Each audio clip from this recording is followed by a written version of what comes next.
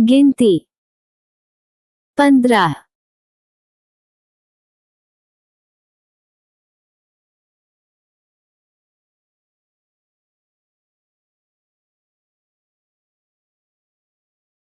एक फिर यहोवा ने मूसा से कहा, 2 इस्राएलियों से कह कि जब तुम अपने निवास के देश में पहुंचो जो मैं तुम्हें देता हूं, 3 और यहोवा के लिए क्या होम बलि, क्या मेल बलि, कोई हव्य चढ़ावो, चाहे वह विशेष मन्नत पूरी करने का हो, चाहे स्वेच्छा बलि का हो, चाहे तुम्हारे नियत समयों में का हो, या वह चाहे गाय बैल चाहे भेड़ बकरियों में का हो, जिससे यहोवा के लिए सुखदायक सुगंध हो।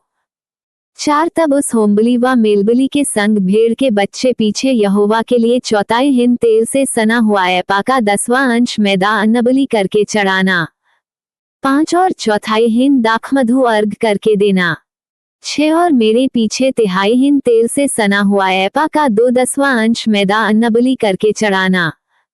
7 और उसका अर्घ यहोवा को सुखदायक सुगंध देने वाला 1/3 दिन दाखमधु देना। 8 और जब तू यहोवा को होमबलि व किसी विशेष मन्नत पूरी करने के लिए बलि व मेलबलि करके बछड़ा चढ़ाए। 9 तब बछड़े का चढ़ाने वाला उसके संग आध हिन तेल से सना हुआ एपा का 3/10वां अंश मैदा अन्नबलि करके चढ़ाए। 10 और उसका अर्घ आध हिन दाखमधु चढ़ाए, वह यहोवा को सुखदायक सुगंध देने वाला हव्य होगा। 11 एक बछड़े व मेरे व भेड़ के बच्चे व बकरी के बच्चे के साथ इसी रीति चढ़ावा चढ़ाया जाए।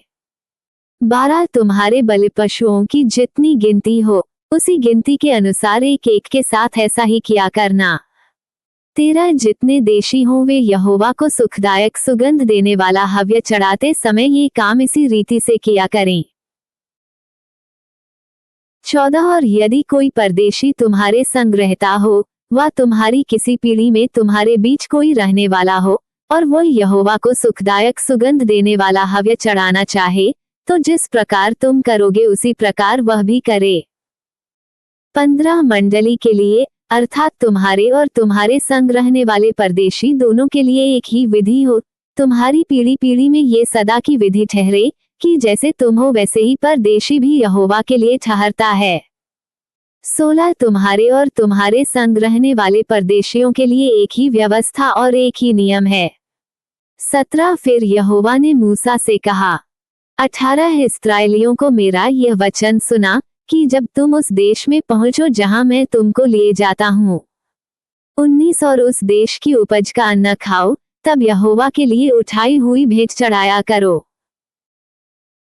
20 अपने पहले गूंधे हुए आटे की एक पपड़ी उठाई हुई भेंट करके यहोवा के लिए चढ़ाना, जैसे तुम खलिहान में से उठाई हुई भेंट चढ़ाओगे वैसे ही उसको भी उठाया करना।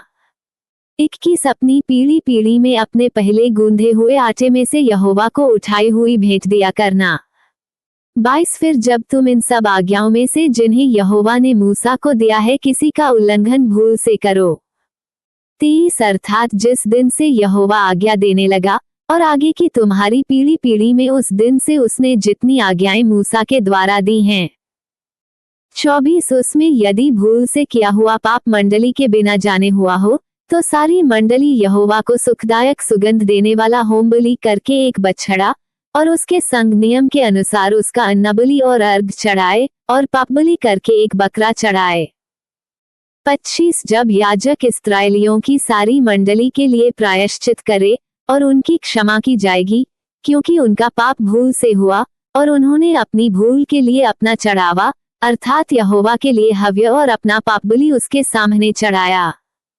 26 इस्राएलियों की सारी मंडली का और उसके बीच रहने वाले परदेशी का भी वह पाप क्षमा किया जाएगा, क्योंकि वह सब लोगों के अनजान में हुआ। 27 फिर यदि कोई प्राणी भूल से पाप करे तो वह 1 वर्ष की एक बकरी पापबलि करके चढ़ाए। 28 और याजक भूल से पाप करने वाले प्राणी के लिए यहोवा के सामने प्रायश्चित करे, सो इस प्रायश्चित के कारण उसका वह पाप क्षमा किया जाएगा। 29 जो कोई भूल से कुछ करे, चाहे वह परदेशी होकर रहता हो, सबके लिए तुम्हारी एक ही व्यवस्था हो। 30 परंतु क्या देशी क्या परदेशी, जो प्राणी ढिठाई से कुछ करे, वह यहोवा का अनादर करने वाला ठहरेगा और वह प्राणी अपने लोगों में से नाश किया जाए। 31 वह जो यहोवा का वचन तुच्छ जानता है और उसकी आज्ञा का टालने वाला है, इसलिए वह प्राणी निश्चय नाश किया जाए, उसका अधर्म उसी के सिर पड़ेगा। 32 जब इस्राएली जंगल में रहते थे, उन दिनों एक मनुष्य विश्राम के दिन लकड़ी बीनता हुआ मिला। 33 और जिनको वह लकड़ी बीनता हुआ मिला, वे उसको मूसा और हारून और सारी मंडली के पास ले गए। 34 उन्होंने उसको हवालात में रखा, क्योंकि ऐसे मनुष्य से क्या करना चाहिए वह प्रकट नहीं किया गया था। 35 तब यहोवा ने मूसा से कहा, वह मनुष्य निश्चय मार डाला जाए, सारी मंडली के लोग छावनी के बाहर उस पर पत्थरवाह करें। 30 परंतु क्या देशी क्या परदेशी, जो प्राणी ढिठाई से कुछ करे, वह यहोवा का अनादर करने वाला ठहरेगा, और वह प्राणी अपने लोगों में से नाश किया जाए।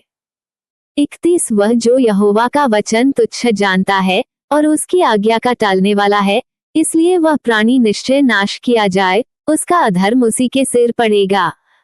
32 जब